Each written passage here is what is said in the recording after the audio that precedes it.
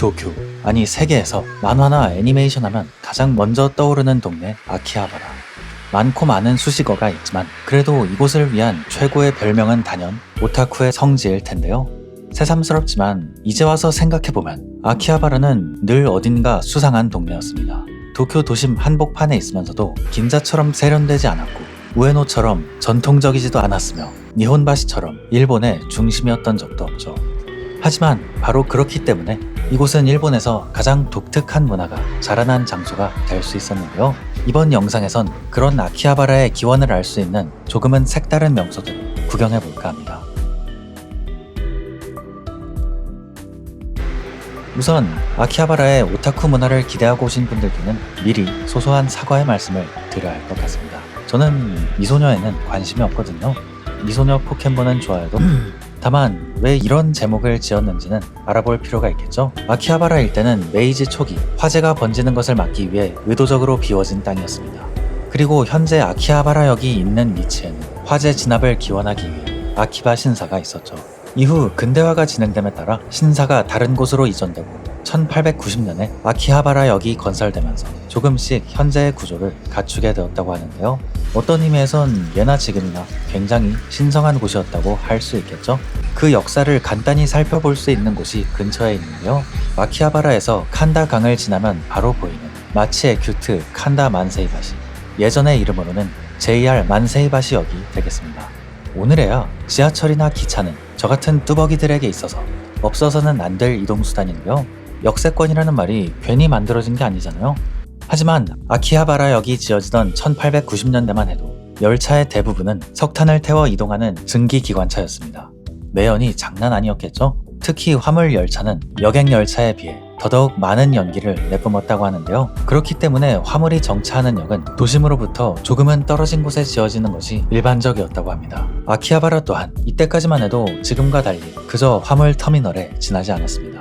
이는 당시 도심이던 마루노우치와 우에노로 들어가는 여객 수송을 더욱 쾌적하게 하기 위함이었죠. 그리고 이때 이 동네의 여객을 담당하던 곳이 바로 이곳 만세이바시역이었습니다.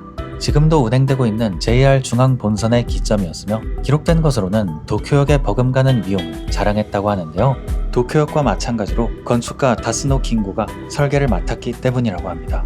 그러나 이후 관동대 지진으로 역이 전소됨과 동시에 아키하바라역이 여객철도 운행을 개시하면서 조금씩 쇠퇴하게 되었다고 합니다. 그러고는 한동안 철도 박물관으로 사용되었다고 하며 역사가 있던 자리는 현재는 고층 빌딩으로 완전히 재건축된 모습인데요. 그런 과거의 흔적을 암시하기라도 하듯 재건축된 건물의 1층에 JR이 운영하는 편의점 뉴데이즈가 들어가 있는 것이 재미있기도 합니다. 이렇게 역사는 없어졌지만 JR 중앙선 자체는 변함없이 이곳을 지나고 있는 덕분에 고가 철도의 아래쪽은 비교적 온전히 남아있을 수 있었는데요. 그 기초 부분을 상업시설로 재생한 것이 지금의 마치의 큐트가 되겠습니다. 고가 철도의 아래라는 점과 붉은 벽돌이 맞물려 근대적인 투박함을 자랑하는데요. 칸다강 너머 아키하바라역을 등지고 지어졌다는 점에서 과거 아키하바라 화물역의 취급이 어땠는지를 잘 보여주는 듯하죠. 안으로 들어오면 진짜 허투루 만들지 않은 모습들이 곳곳에서 엿보이는데요. 토목시설을 그대로 사용하는 것이다 보니 기본적으로 간접 조명을 이용해 공간을 연출하는 부분이 특징이며 그러면서도 칸다강 방면으로는 벽돌을 뜯어냄으로써 정확히는 안쪽으로 다시 쌓아 올리면서 자연스럽게 테라스 공간을 만듦과 동시에 실내를 어둡지 않게 그리고 서늘하게 유지하고 있는 점이 인상적이었습니다. 그 외에도 과거 플랫폼으로 올라가는 두 계단이 완벽히 보존되어 있어서 올라가면 과거의 선로와 함께 중앙본선이 지나가는 모습을 굉장히 가까이에서 구경할 수 있는데요. 이전에 타카나와 게이트웨이에서도 느꼈지만 JR은 참 자신들의 핵심 자산인 철도 인프라를 도시 경험의 일부로 보여주는데 정말 도가 틀 대로 튼 것 같습니다. 이거 철덕들의 나라라서 그런가 대중들에게 어떻게 가까이 다가가야 하는지를 너무나도 잘 아는 느낌이랄까요. 중앙선 외에도 주변 JR 노선들이 어디로 가는지도 여기에서 하나씩 찾아보는 재미가 있으니 아키하바라 일대의 과거와 현재를 보여주는 여러모로 재미있는 장소라고 생각되네요. 이제 과거의 거점이었던 만세이바시를 나와 다시 아키하바라 거리로 넘어와 보겠습니다. 과거의 역할이야 어쨌든 지금은 어엿한 야마노테선의 핵심 거점 중 하나로 활약하고 있는데요.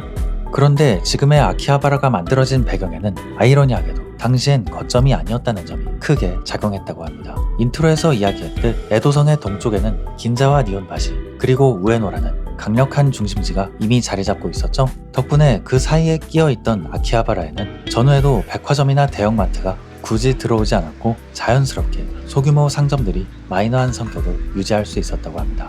아키하바라 거리를 올려다보면 이런 과거의 흔적들을 보여주는 간판들을 어렵지 않게 발견할 수 있는데요. 작은 전자기기나 부품을 다루는 가게들, 그러니까 일종의 공방 같은 소규모 점포들이 고가철도 아래와 주변에 밀집해 있었고, 이후 PC나 콘솔이 대중화되면서 게임과 애니메이션 문화가 유입되며 지금의 아키하바라의 이미지가 만들어졌다고 합니다.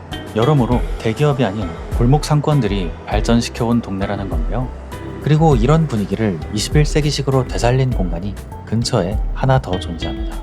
이름 그대로 아키하바라역과 오카치마치역 사이에 자리한 아케이드형 상가 아키오카 아티잔인데요. 여기는 2010년에 개장한 공간이 되겠습니다. 이곳 또한 마치 에큐트 만세이바시처럼 JR 철도교 아래에 자리 잡고 있긴 하지만 차이가 있다면 이곳은 건물을 재생한 시설이 아니라 고가 철도 아래에 비워져 있던 공간 자체를 새롭게 개발한 사례라는 점입니다.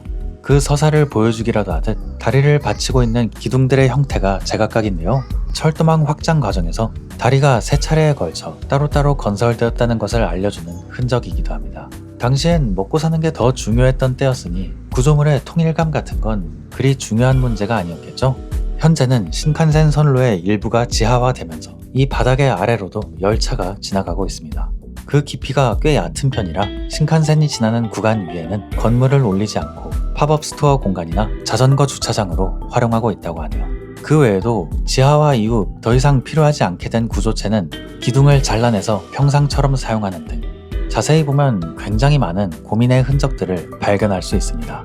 그러한 노력 덕분인지 사실 입지만 놓고 보면 다소 애매할 수 있는 공간인데도 불구하고 이곳과 적극적으로 관계를 맺는 이용객들이 굉장히 많이 찾고 있는 모습을 볼 수 있었는데요.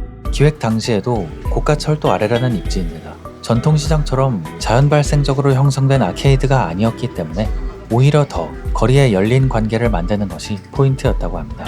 그래서 앞서 말했듯 아틀리에를 겸한 소매점 위주로 모집을 했고 일부러 작업 공간을 거리 쪽으로 어느 정도 드러내는 것이 입점 조건이었다고 하네요.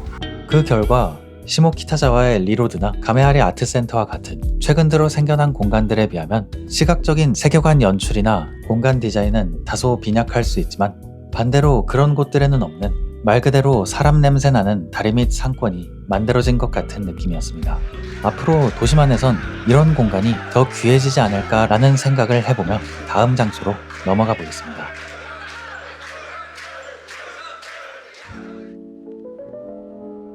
다음으로는 조금은 오랜만에 레스토랑을 하나 소개드릴까 합니다. 마침 지금 서 있는 아키오카 아티잔 주변은 도쿄에서 가장 어수선한 곳이라 할 수 있는 아메요코 거리와 아키하바라 대로변의 중간쯤인데요. 이 근처로는 번잡함을 피해 조용히 숨어있는 작은 건물들이 많은 편입니다. 그리고 그 중에는 아메요코 시장도 전자상가도 존재하지 않던 아주 오랜 시절부터 줄곧 자리를 지켜온 곳들도 있죠. 지금 보시는 고민가 또한 쇼와 초중기인 1940년대에 지어진 것으로 추정되며 당시엔 주택이자 건어물 판매점으로 사용되었다고 하는데요. 현재는 2019년 건축가 아시자와 케이지에 의해 리노베이션된 이후 프렌치와 일식의 퓨전 레스토랑인 쿠후쿠 플러스 마이너스로 운영되고 있습니다. 이름 뒤에 붙은 기호는 각각 여러 재료와 코스로 완성되는 프렌치와 덜어냄을 추구하는 일식의 조합을 의미한다고 하는데요. 안으로 들어가 보면 요리에 대한 컨셉만큼이나 건축물에서도 같은 접근이 이어진 것을 볼 수 있습니다. 금속과 콘크리트는 정말로 필요한 곳에만 최소한으로 사용된 채 오래된 목조 구조와 어둑한 복도, 낮은 천장과 좁고 가파른 계단 같은 시간의 흔적들을 적극적으로 남겨두었죠.